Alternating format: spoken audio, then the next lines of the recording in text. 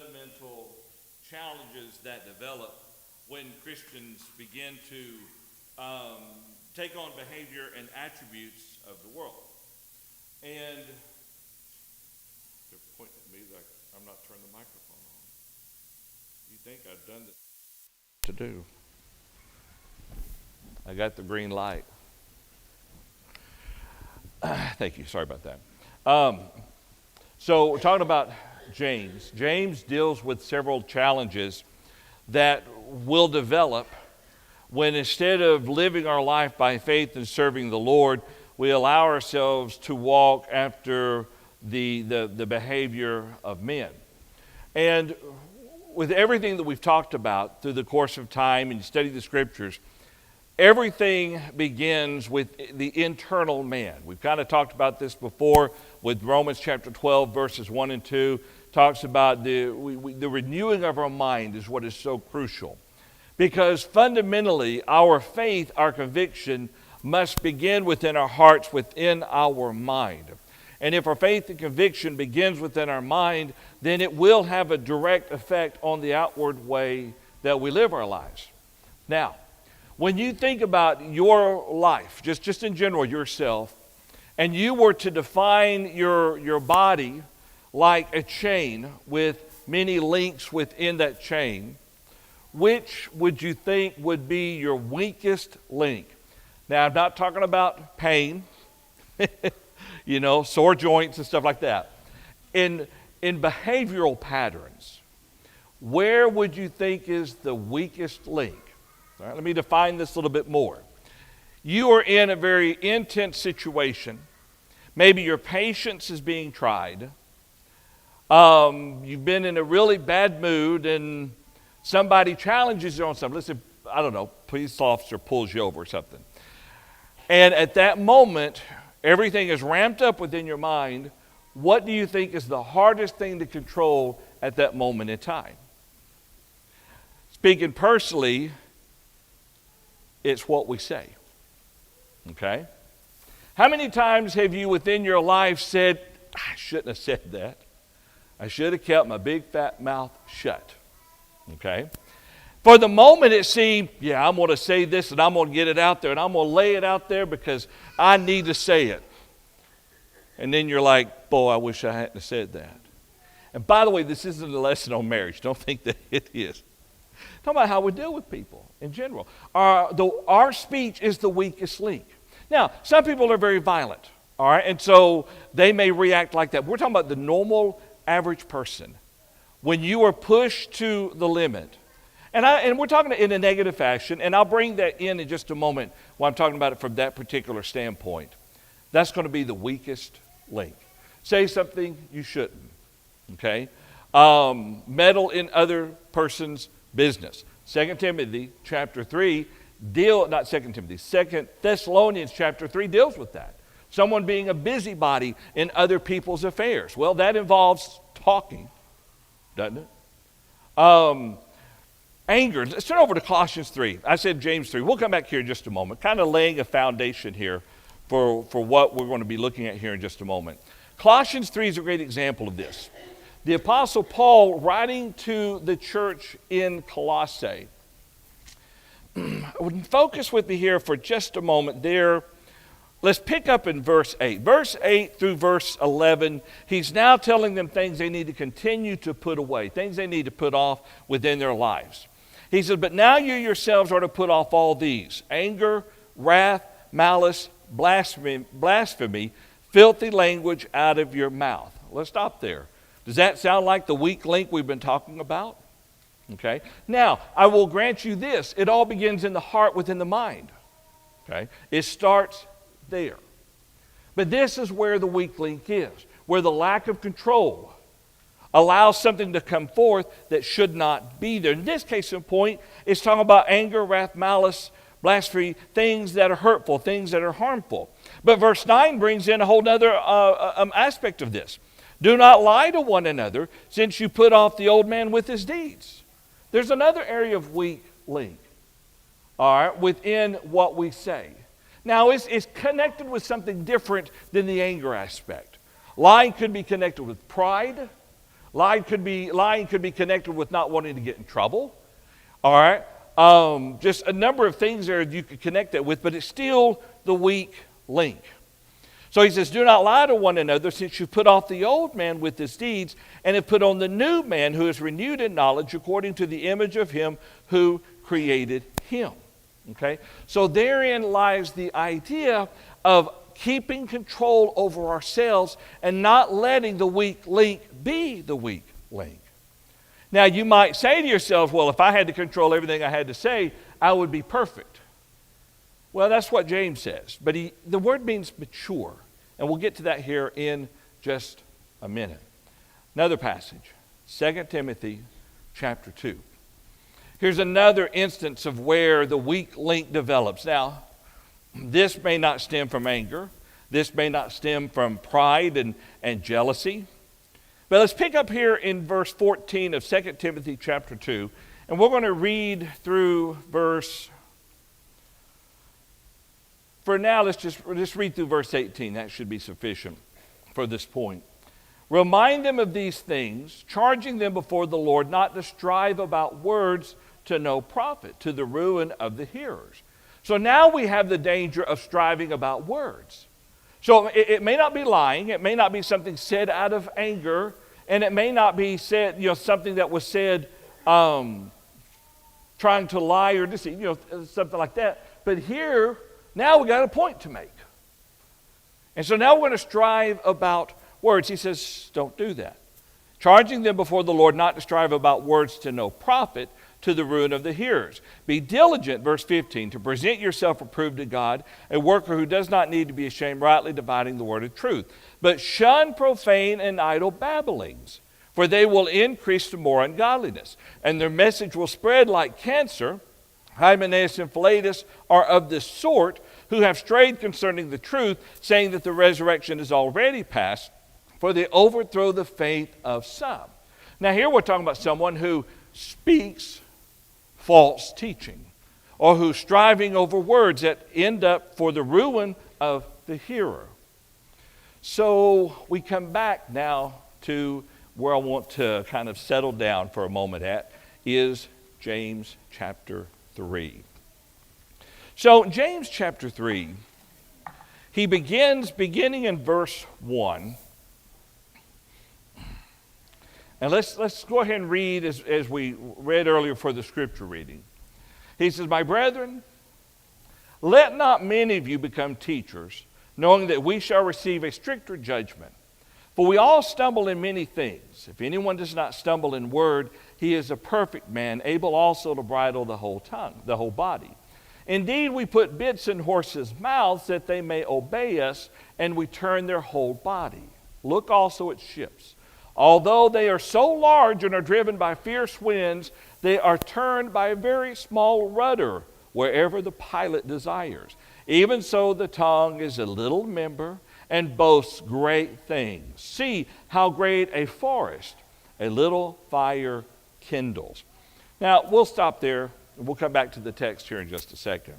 He makes a statement there that at first sounds very discouraging.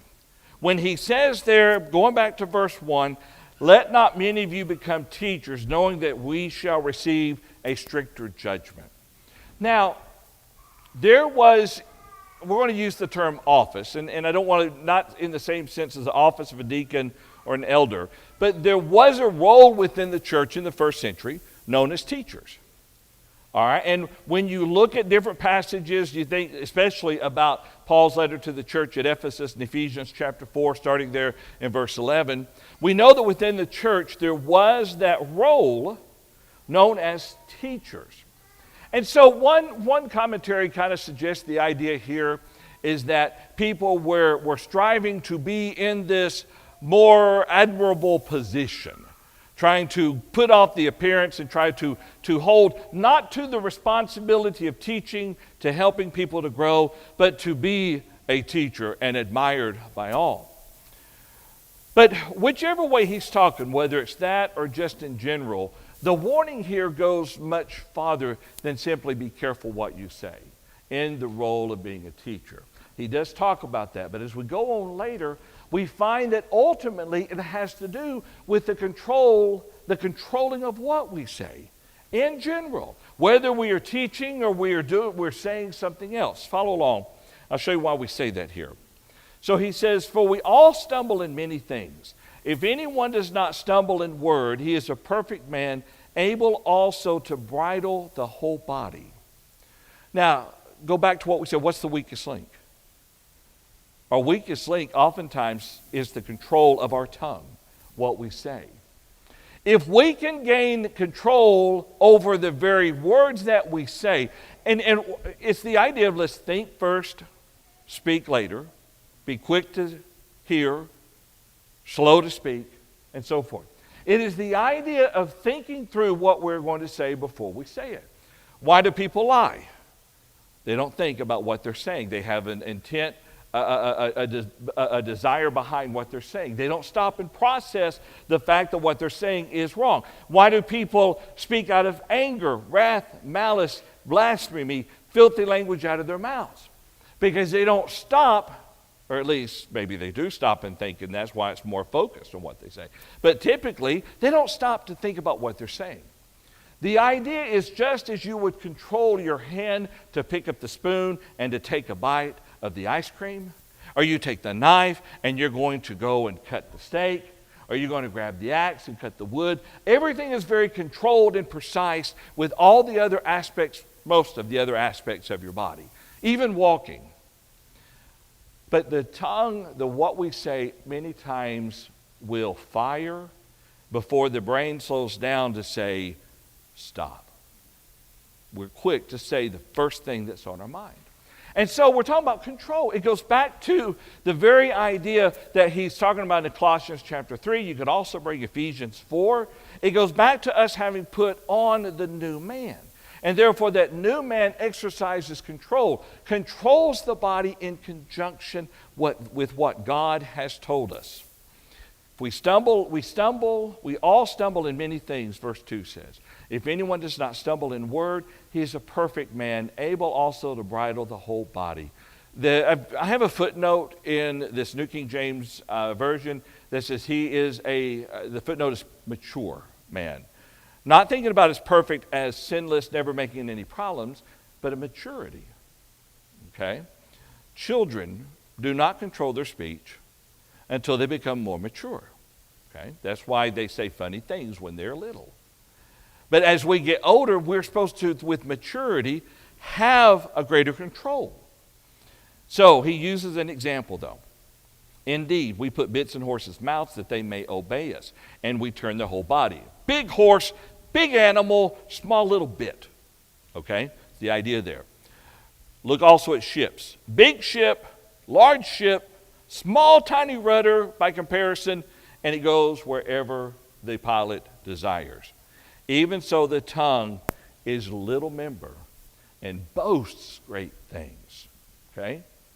It's a little member, but man, it gets us into trouble so often. All right? As a kid, I got into trouble a lot. You know, one of my biggest problems as a kid was, one, I didn't know when to be quiet. The whole back-talking phase. Went through a phase of lying, and it was stupid stuff. Finally got that taught out of me. And the third thing, I'd mock my mother. Okay, so I forgot about this till my sisters reminded me. There was one time in particular that we were getting lectured, all three of us, and Mom looked away, and I just started mouthing and mocking her and everything. She turned around and saw me. Then I got in trouble for that too. She was very big on respecting and showing respect, rightfully so too.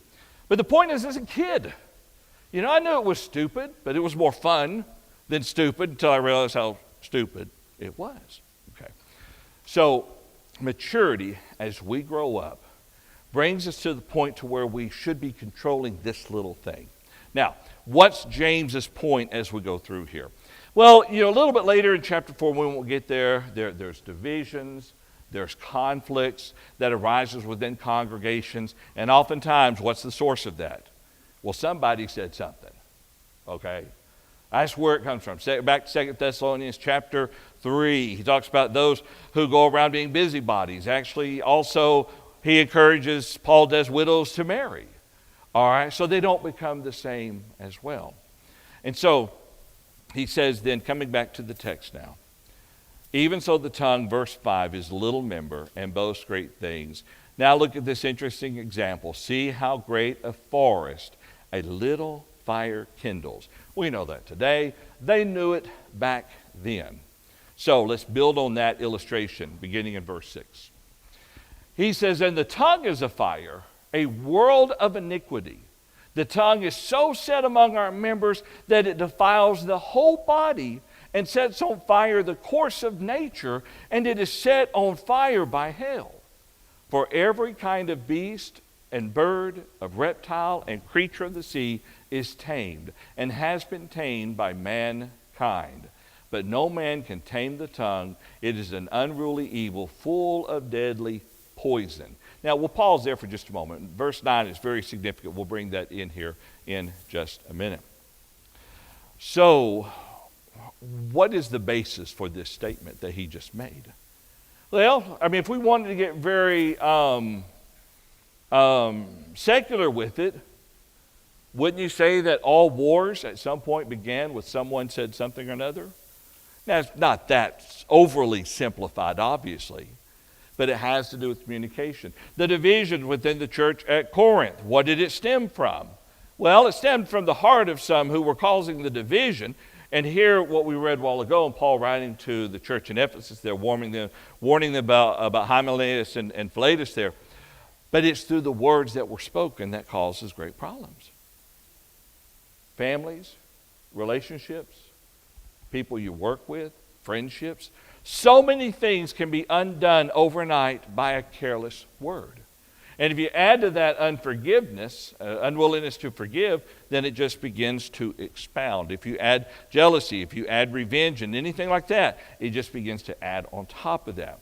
And so what he's describing here is the potential. And it has been seen time and time and time again. If you would go all the way back to the Garden of Eden, what did the devil, in the form of the serpent, do to Eve? He talked.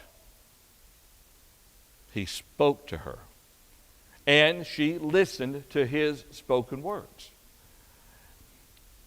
He describes it in a very graphic way to help the brethren understand the potential of what could go wrong if you don't exercise control over the things that you say. Now, if you exercise control over the things that you say, you exercise, hopefully, control over your heart, and you'll exercise control over everything else. There are two aspects of sin that oftentimes we see. Let me mention this, and then we'll continue forward. There are two extremes that are built upon emotions. One extreme is going to be the Greek word eros, okay? It is we're going to say, to put it simply, the infatuation between a man and a woman, okay? Those emotions of love, okay, have gotten so many people in trouble. Go back to King David as an example, okay? So what happens is there is no control when this aspect of your emotion begins to run rampant. And if there's no control over it, then look at the damage and where you go to from there. Now, emotion. We come back over here to anger, wrath, malice, and envy. It's still emotion-based. This is based on some sort of lust. Call it love, but many times this is based on lust. Over here, it could be based on jealousy. Any number of things. But either way, as Christians, we have these two challenges within our life, and we have to make certain that our heart is right and shaped with God so that we can say no when we need to say no. We can say calm down when we need to say calm down, and not allow ourselves to give in to sin. So if we have the wisdom to understand the need to control the very words that we say, then will we not then control everything else, or at least have the ability to control all the other areas where the devil will come in and tempt us within our lives? Going back to chapter 1, we won't take time to read this, but James had previously covered that we are drawn away by our own desires and enticed. And then when that desire gives birth to sin, then we have that death, spiritual separation from God that comes into our life, because we let the desire rule us. And in this case in point, he's telling them not to let the tongue rule them. Verse 8, but no man can tame the tongue. It is an unruly evil full of deadly poison. That passage when I was younger really gave me some issues, because it sounds like then it's an impossibility. But look at it from a little bit different standpoint. Mankind has tamed many creatures. But has mankind himself ever tamed the tongue? Okay. I don't think the writer here is telling us that we are looking at an impossibility and a have-to sin within our life.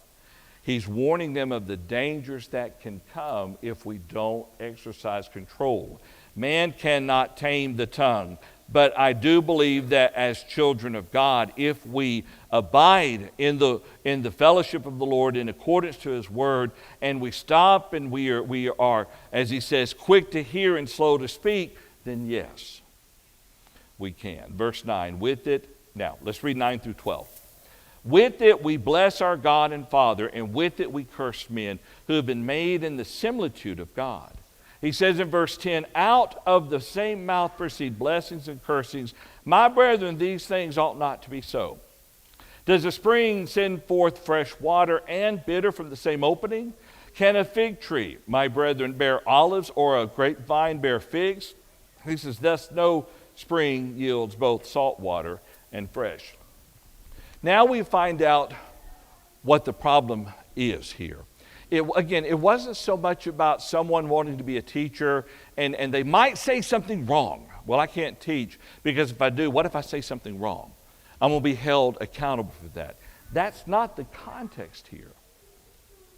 The context here is someone who is professing to serve the Lord, professing to follow the Lord, but yet not exercising control over the very things that they say. And if you don't exercise control over the things that you say, you're not exercising control out of your heart, over your heart. He shows the conflict here, or the contrast.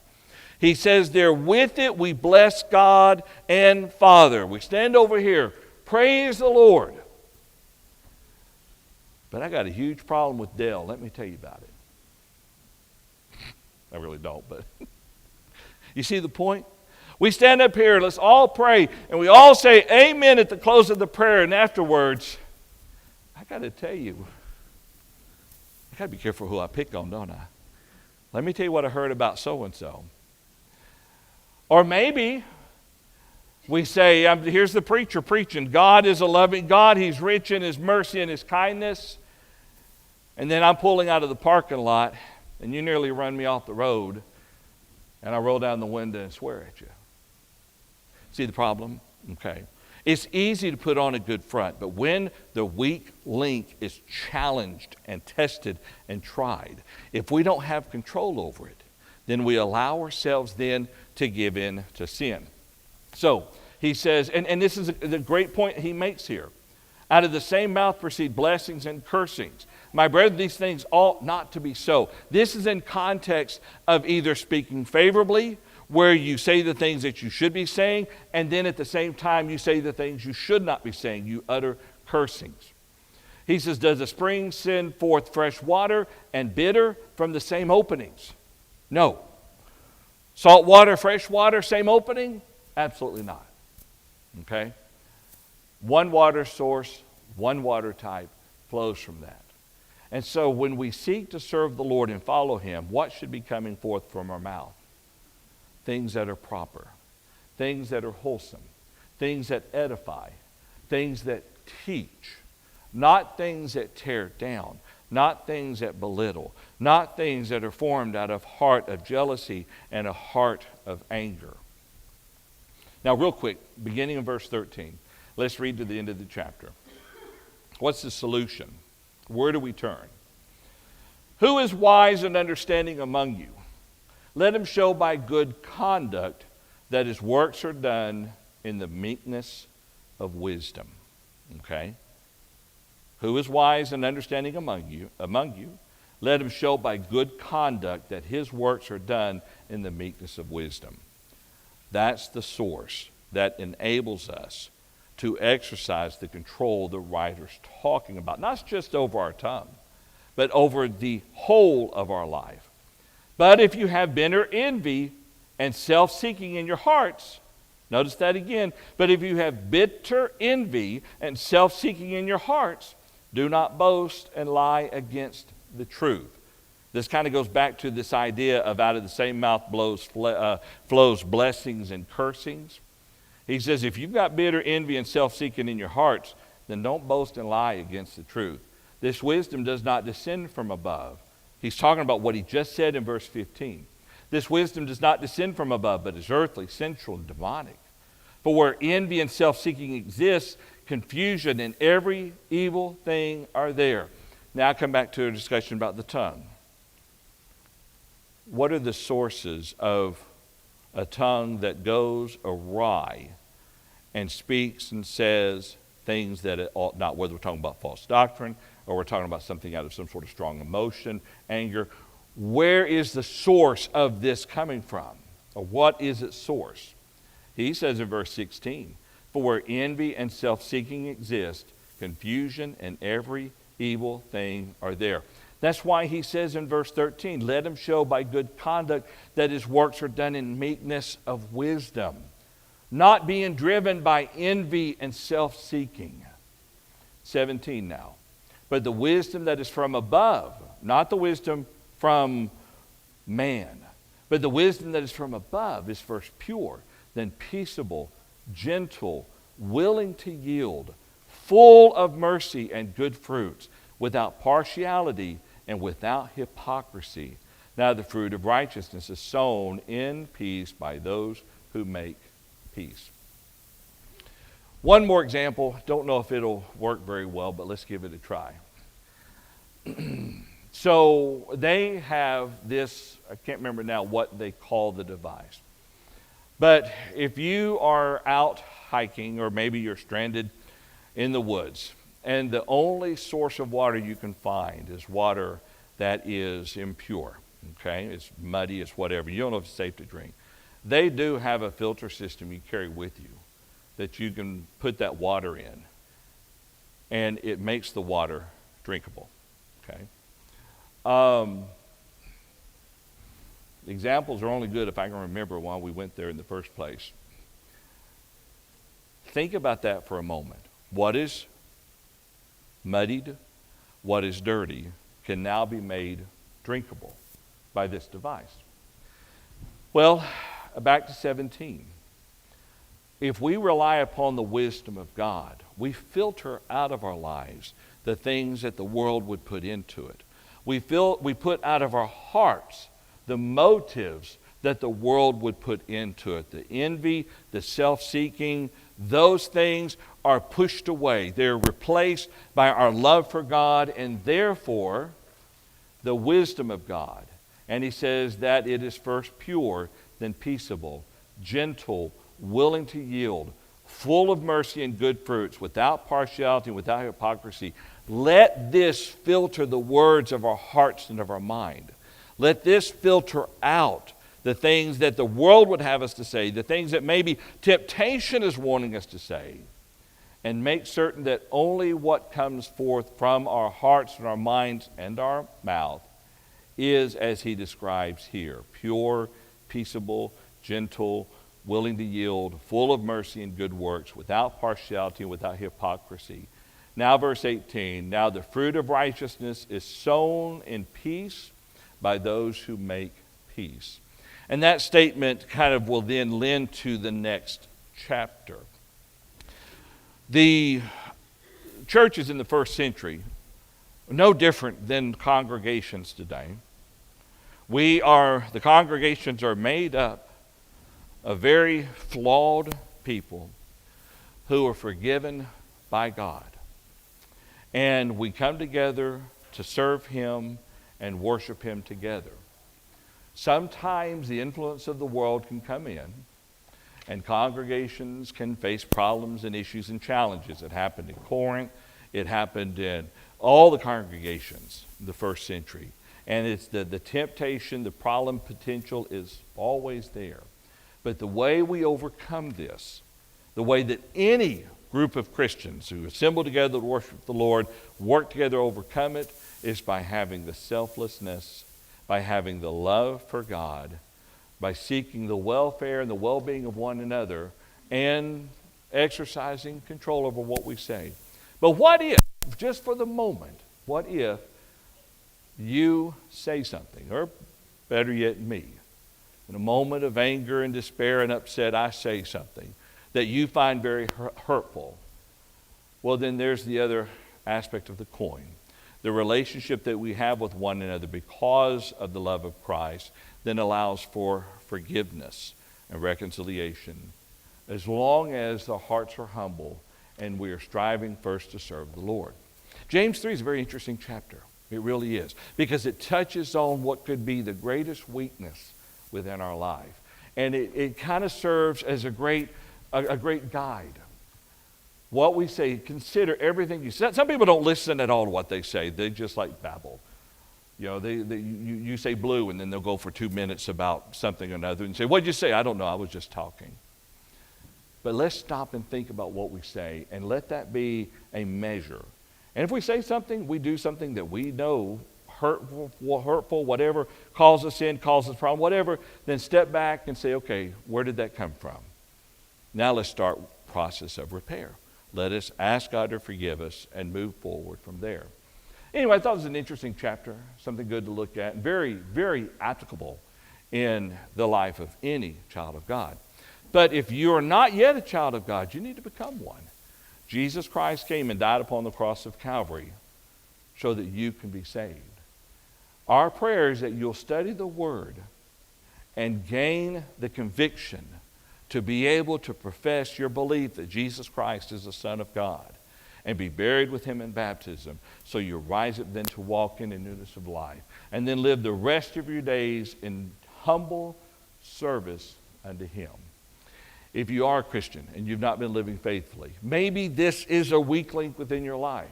Well, if so, just acknowledge it and ask God to forgive you.